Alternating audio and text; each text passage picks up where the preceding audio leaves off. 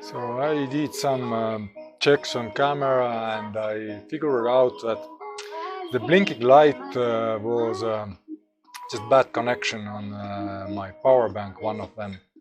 And so now I just tinkered around with that. I hopefully the light lasts. This will be a longer talk perhaps because I figured out if I start to talk it will be longer. And as last I put on timer on 35 minutes, so it should give me an alarm. Why it doesn't go? Okay, on 33 minutes I set alarm, so 5 minutes before the camcorder automatically stops the video, starts new one. Because last video it cut on half a word, so right now when the alarm goes off I stop quickly and I will start another video continuing from the point where I stopped, because this camcorder lasts only 38 minutes, the video maximum length. And I put some random background music to speak myself louder, to have a clearer voice on this camera. And as the last talk was about the army, so I will continue from there after coming back. And one day I'll tell a story before the army as well, because there were also funny stories on my school times, etc. So let's continue from after coming back from army. You know, it was 1990s, as I said, and everybody, my schoolmates, old schoolmates from technical school, engineering school, they already had businesses, and it was a time when everybody had all the money was moving on black market and illegal stuff. I mean, illegally, it's not just legal, not something bad, but like color metals from Russia, they brought over the border, and they made millions, you know. And some of my friends were millionaires when I came back from army, only after half a year. They made very quick cash, you know. And this time was already, you know, getting over. It means that everybody was already taking his place in the niche in this business, and I was like behind on all of that, and I didn't want to get involved anyway, because it was mostly ruled by mafia, local mafia, big mafia, and it's nothing secret. I don't tell any secrets, you know. It's all in, everybody knows. It's like in newspapers everywhere, and you know, even TV shows they have had in Soviet countries. The mafia people talk with politicians openly on TV. Who is better helping the society? So I'm not telling any secrets, and if my story gets too far, I just tell it the way it doesn't affect anyone, you know. So I came back from army and I saw that I'm behind. I have no business anymore to do big money. So I just did security jobs in clubs, in some protection jobs a little bit, and as I was went back to my martial arts like training school as a teacher, then it came information that army needs. It was already local army, not Russian army anymore. It was local army style camps, and they didn't know anything about the army, so I was just invited as a teacher there too, to give lessons, especially martial arts. And they were older guys, I mean older than me. The military was most voluntary, nobody paid. It was just on voluntary basis, and some older guys were voluntary, but younger guys had to do this half a year or something there in local army. So I started to give lessons also there, but they couldn't pay. It was, as I said, they didn't have any money. So I figured out that I got to leave somehow. I got to grow up, and I tried to talk to the local generals that, you know, I'd be happy to get some pay as well for my job, because it's, you know, it's not fun to leave if you have nothing. I didn't have any business, you know. And basically after we made the deal, when I had problems with mafia, not I, I skipped that moment. I will tell after that story about military, how I got paid, and how I got equal like them, the business, you know.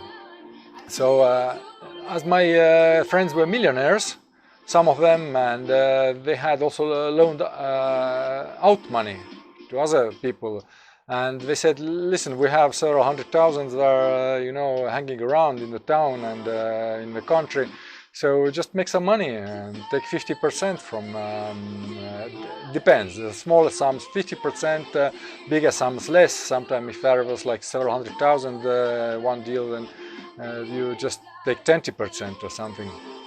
But it was a well-paid job. I mean, I made good money, and I was quite successful. Not everybody was successful, as far as I know. Almost 50% of something, 50% of cases I sold. I got money back, so I quickly got several cars, and not something luxury, but you know, the cars of debtors. They were kind of not very well kept often. I had 15 cars in these years, not same time, but all taken from different debtors of different businessmen. And you know, one breaks down, you take another one, and you know, I had several apartments taken, but I didn't keep any apartments for myself for obvious reasons. But I made money in any case, nice way. Not in bad way, like I didn't beat anyone up, I didn't shoot anyone. I had some shootings with criminals, but that's another story. So when I couldn't, well, let's say from friends, it grew up to a bigger business. During years, I just don't want to make story very long. I said I did many years with debt collecting business, and since my friends' cases got sold and I figured out it's a good money, so I already moved to another town, bigger town. My town is very small. I moved to a bigger town, and I opened bigger business there. I mean, a bigger debt collecting business, and officially, and I put advertisement on newspapers. I had several tens of people working for me and lawyers, and it was a consulting business officially to resolve issues, financial issues, and it was everything legal. You know, nothing was illegal. It was just we did it nicely, and just exerted some psychological pressure, let's say like that.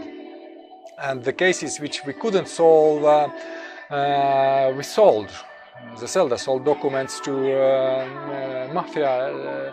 I mean, mafia is such a word that in our country, just saying mafia doesn't mean anything, you know, because you can be a government mafia who has no connection to criminals, who just bureaucratic mafia, make money for some permissions. Had last time. I don't leave my country over 20 years already, so it was, I all tell about the past times, the 90s.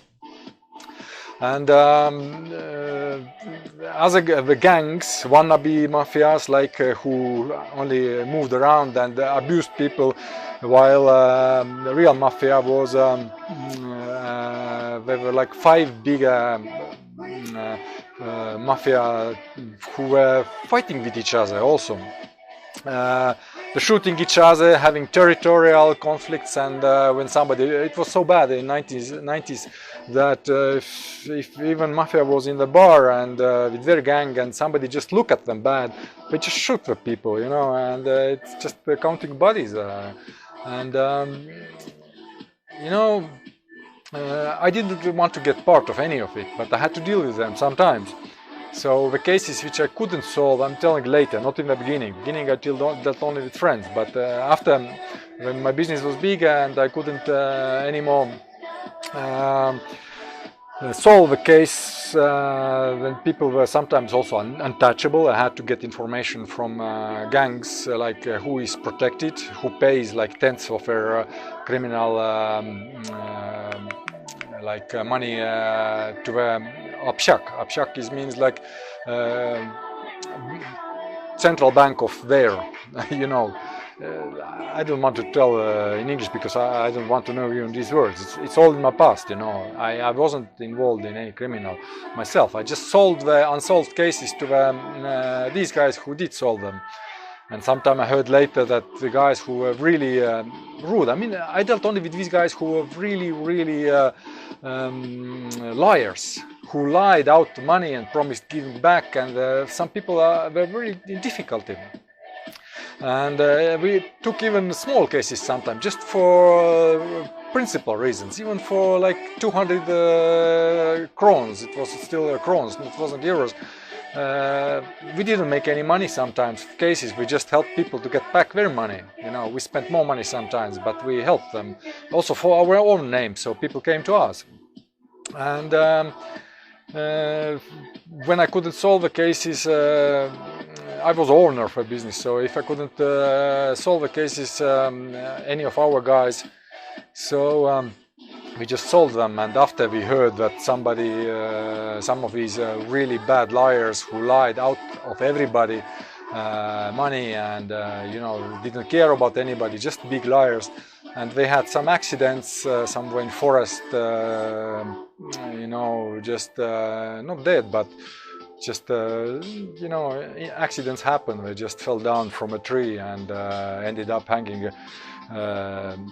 from a tree, feet up, you know, and you know, stories like that. So finally the bad guys took the money anyway, and we had a like big relation, in that sense that sometimes they came to me and said, look, you're not doing your business, it's our business, and you're taking our job, and you know, I still got a relation with them, and I gave them job as well. So finally we were fine with each other, we didn't compete anymore, you know.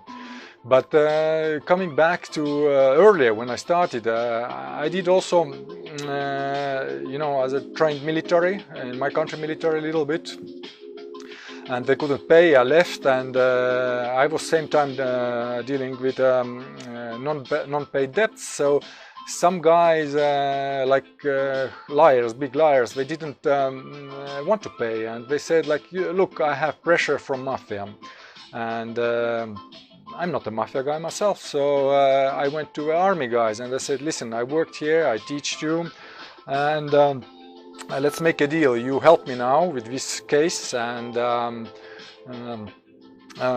we are equal. You don't have to pay me anything for my teaching job. So you know, it was very loose time. They had guns all over, and you know, they gave one gun to me, they gave a couple of guys with Kalashnikovs, and we went to forest where supposedly a criminal gang was hiding, who was oppressing the debtor.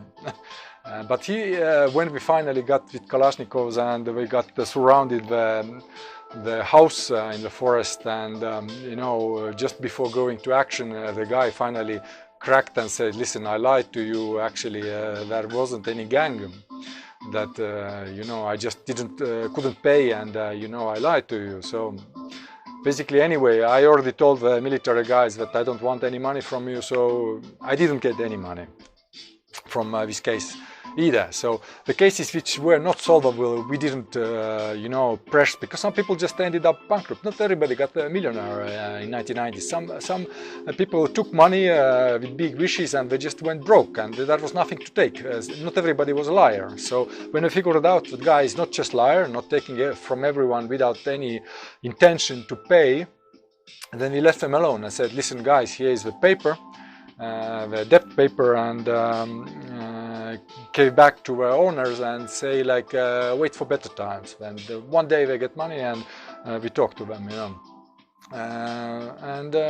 So it was, you know, I made pretty good life, and as I said, I had several cars already, and luckily I sold one very big case in my little business. I sold it alone, actually, without other guys, and it was just a good talk, you know, you have to talk. And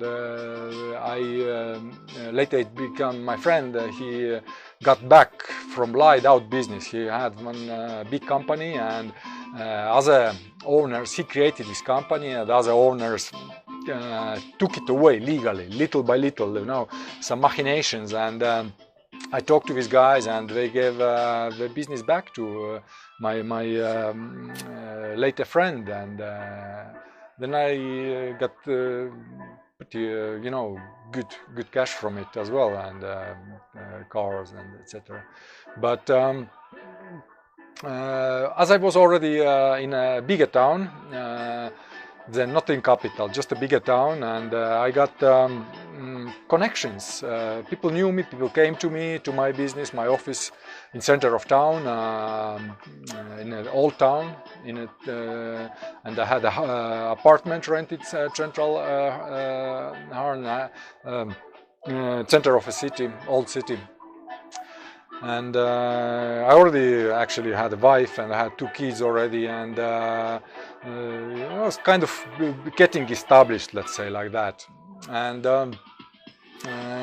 one time a bigger businessman, even bigger ones, corporation, they came to me, and they had many different businesses. Like big corporation guys, they look, we have one business, second business, third business, fourth, and they look in the end of the year, after a few years, they look at which companies do create profit and which companies don't.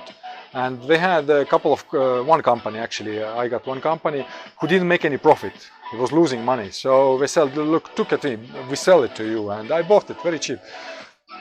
And this company had over 50 people working there, and it was gambling.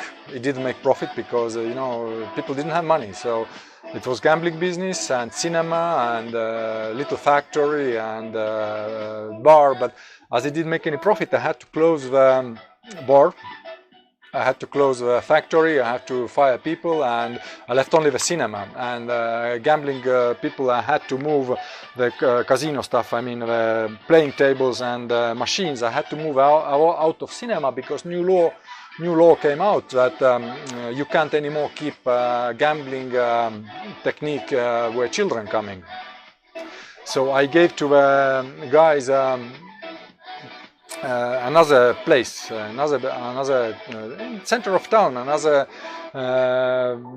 nice place. I gave it to them and moved the tables there, and I made a deal because I was very, very busy. I said I had martial arts training and school, and I was moving around, established myself, so I didn't want only to concentrate on the gambling. So I made a deal with them that I don't watch what you do, you just give me a certain amount a month, and everything rest you get to yourself. And I got every month just cash coming in, and they were on contractual basis on my company working, but everything they did, the dealers, I mean, they created their own little society, so they took care of it. But as the law came out, I had to move them out to the other place. They said there are no clients. I said, wait a little bit, the clients are coming, because it was for new people came to the cinema all the time, but cinema they were gone. So they said we are losing the money. I kind of didn't believe them, because I had some information as well, and they weren't kind of happy, wanted to change the contract, and finally it was too much headache, because people just sometimes get to want too much, they already had good life, they wanted more, so I fired them. Because I had just a little cash, I didn't have much from them. I said, give me every month and do your business, I had bigger businesses in mind, the government. I proposed project to build big, how to say, not cultural center, it was a concert center in the city. And that's why I actually got into political activity later, because corruption which I met. I was a young guy, I was like 18, after 18, I was already, when I was married, of course, I was 22, 23, and when the later years, 5 years, I managed the cinema. So I didn't know anything about this. I knew the mafia thing, like gangs, but not about the government level corruption. I thought, now is my country separate from Russia, there is no more bureaucratic mafia. That I was like green, blue eyes, I believed in goodness of people. So, and finally, when they started to ask me money, the government, when I wrote articles in newspapers, and basically I started to begin having pressure from them. So just to solve my documental stuff, I had to take a bodyguard not to threaten them, but just to show them that don't exert pressure on me, and that got asking me money. That I deal also things, and I know people, but. Anyway, they exerted me pressure legally and started sent on my cinema tax office on and etc. etc. And after writing articles on newspaper about corruption in the government, as I said, the government and criminal gangs were completely different in my country this time. Government was just bureaucratic. They wanted to get money, but they didn't have any gang connections. I did, you know. Either I wasn't a gang member. And they started to exert me legal pressure and opened the court cases against me for not paying taxes, so to say, and like they wrote in newspaper about me that I owe them like 1.5 million something in taxes, and you know, it was just when I wrote the response to newspapers, and newspaper was part of like government mafia, you know, because newspapers didn't publish my response, even though legally they should have done it, but they did it a smart way. They did it a little response in the end of newspaper nobody usually reads. So I did have my legal response to the government accusations on my business, but nobody actually read it, and I think so. No, it wasn't paid attention to. So anyway, I have to come a little bit back again how it began, because as well I skipped already why I escaped my country, you know, and became politically active. But when I came back from army, I was just philosophical person. I meditated, I do training, a lot of training. I tell a separate story about the trainings, because it will be interesting.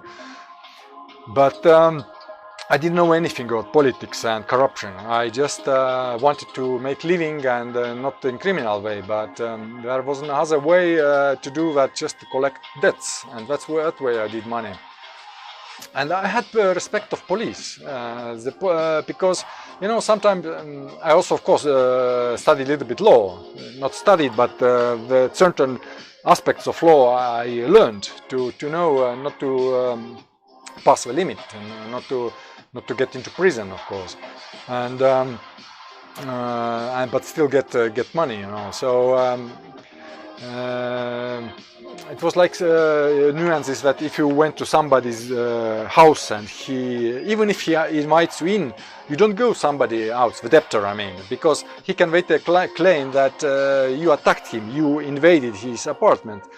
Some cases I went, of course. When you see, you can kind of feel psychologically, you already learn people, you know, when you can go in, and when you see that person is kind of acting strange, that he don't want to solve case, he wants to just kind of get out of it any way possible, so you were careful, you didn't enter the house. And one case was in a bigger town already. I was in all white suit, you know, and moving around with taxi, not with my cars. And when I went to solve the cases, so with certain guys, because I didn't take any taxi who would talk. It was just guys who always drove me, and they didn't talk, you know, if necessary. And I went with taxi with one place, and just one guy entered called me in, but I felt something fishy, you know, you know, this guy is gonna do something about it, and claim that I did, and so I didn't. I said we talk after, and I left with taxi, and he called police, and he gave the number of a taxi to the police. And it was funny, actually. I remember it was in center of town. It was a crossing of the very center of a town, not old town, but center of a town. And the taxi, I'm sitting in the back seat like the diplomat, you know, with documents, with debt collecting documents all aside, and I'm just watching the road, and the taxi is turning, and when taxi stopped behind the next stoplight, or was just too many cars or something, we stopped. I'm just watching outside, and I see the car, another car beside, all the doors fly out. I said, what's happening? You know? Just like doors fly out and guys running out, you know. And all of a sudden I knew that the taxi's door came out and I ended up on top of a taxi, you know, hands up, and they handcuffed me, and it was guys with masks, with machine guns, you know, the police. They took me out of a taxi with all the documents, and they went to a police station. And I tell the guys, look, the documents, it's on my name, because I always bought the documents. I bought the debt collector, I'm not working, it's my money, you know. And they actually shook my hand. They said, we need people like you, because I didn't work mafia style. I didn't beat anyone up. I didn't kill anyone. So they said somebody has to deal with these people, but because we don't have any more powers. Police didn't have money neither. They didn't have any more powers to deal with pathologic liars who lied out money from people and impoverished people, you know. So on purpose, just to enrich themselves. And you know, then police knew me, and I got contacts in police, and they gave me information about, not for free of course, but they gave me information about some debtors, and when my business grew, then about locations of people, because police have better connections than I did. But even police have not everything, so I had also established contacts in border, and when some debtors passed through Russia and came into my country, then I had information that, okay, this debtor had arrived back to the country, it's time to get into action, you know. So it was a fun time, but it was just one part. It was just a little part, because you know, I wasn't the only one who was dealing that. There were many other competition, and we didn't get rich anymore. You know, early times I made a lot of money, but the business grew, and we started to lose money actually, not to make anymore, because we did it for good people. And some people came to us and said like, we want to revenge. And when we saw that guys want just to revenge someone because of I don't know even which word, because of jealousy or something, and because of all the bad, we didn't do these things, you know. We said, you know, fuck off, you know. We are not revenging anyone, you know, for money, you know. We just want to have a justice and order in this country. And so it was, and I had a good relation with everyone. But one point it ended because a new law came out that you can't even knock the door. It was many years later already, before I escaped, just probably a year before I escaped my country for political reasons, but about government corruption. But when it came law out that even debt collectors couldn't go anymore and knock the door. It was just illegal. It became illegal, and so we had to close the business. We didn't have any more business, so everybody went his own way, and we dissolved, let's say like that, without any issues. Business came down, and we didn't want to do it criminal way, so this business ended. But I already made some money, and I had good connections as well. So when you have good connections, you sometimes have to help your friends too. And one of my friends in my little town was pressured by local gangs. And local gangs, there weren't any mafia, because immediately I looked up through my contacts, do they pay anything to mafia, and they didn't. So they were just show-off guys, you know, hanging around and doing bad for people. And then it just by lucky coincidence, it happened that during one walk in the forest, I just found a handgun and with a silencer. So I didn't want to shoot anyone. I just took the silencer off, and I went to my town to the bad guys, I mean, criminal gang, really criminal gang, who were beating and terrorizing people. I found them in a bar, and I just showed them the silencer of a gun, and they didn't take the message, so because we were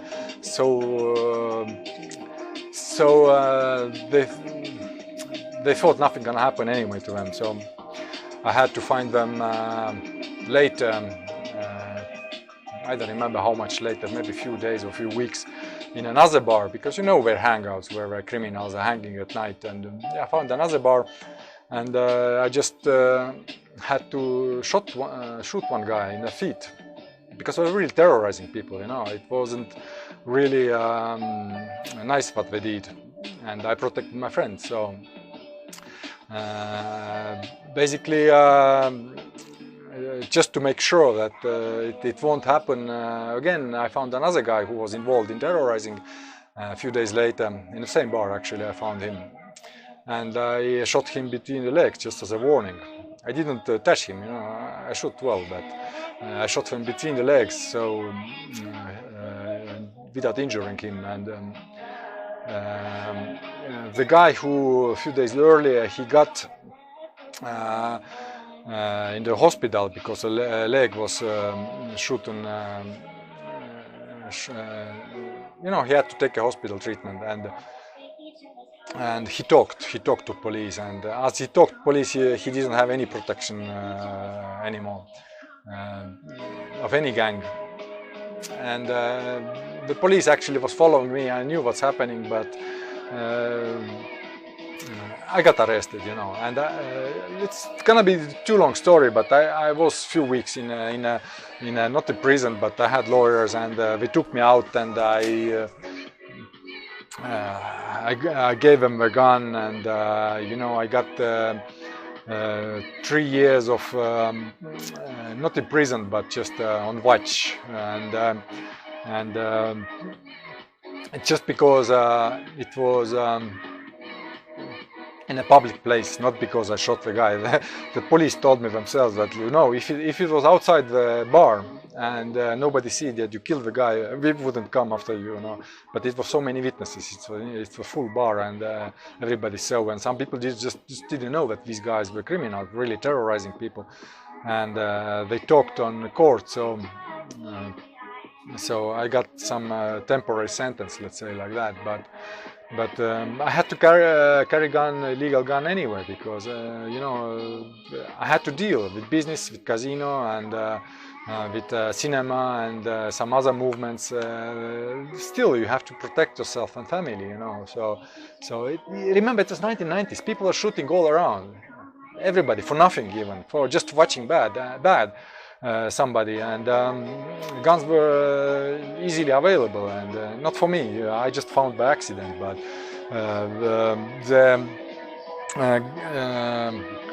even military guys, I mean local military guys, they had shooting with mafia and killed someone, and sometimes they by accident touched other guys, and they were all kind of left free. It wasn't like I had some special connection, because we really had to get rid of the mafia. I mean gangs, not mafia, because I say in my country later the mafia had even more control over a calm situation in my country than government or police did, because mafia has also their own rules. But the gangs, the little gangs, who just very, very bad people, who didn't have any respect to anyone, and just had a gun and had terrorizing everybody,